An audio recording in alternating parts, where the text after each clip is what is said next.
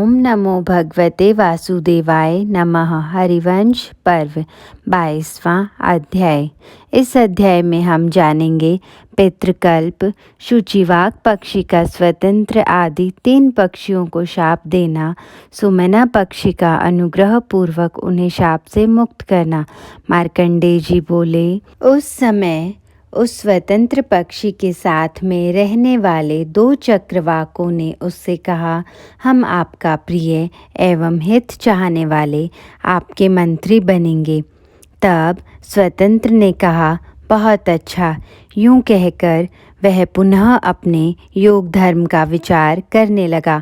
जब इस प्रकार उन तीनों ने प्रतिज्ञा कर ली, तब सूचिवाक ने उस स्वतंत्र से कहा, तू योग धर्म को छोड़कर काम प्रधान धर्म की कामना से ऐसा वर मांग रहा है, इसलिए तू मेरा यह शाप सुन ले।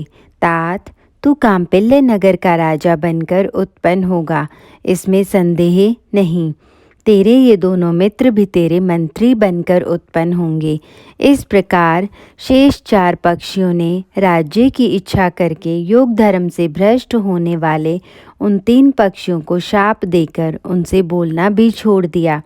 इस प्रकार योग भ्रष्ट होने के कारण शाप से ग्रस्त हुए वे तीनों पक्षी डर के मारे अचेत हो गए।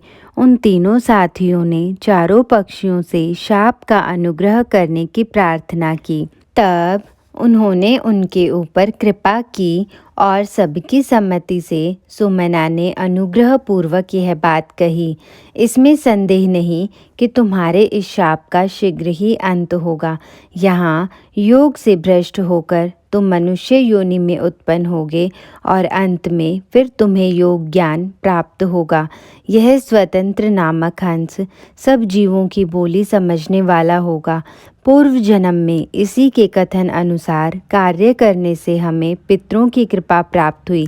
इसने कहा था कि गौ का प्रोक्षण करके इसे पितरों को अर्पित किया जाए। इसी के पालन से हम सबको योग साधक ज्ञान की प्राप्ति हुई है।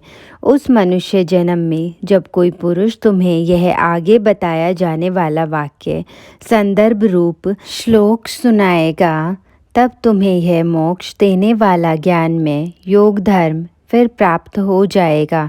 श्लोक इस प्रकार है, सप्तव्याधा दशारणेषु। इस प्रकार श्री महाभारत खेल भाग हरिवंश के अंतर्गत हरिवंश पर्व में पितृकल्प विषयक 22वां अध्याय पूरा हुआ। जय श्री कृष्ण।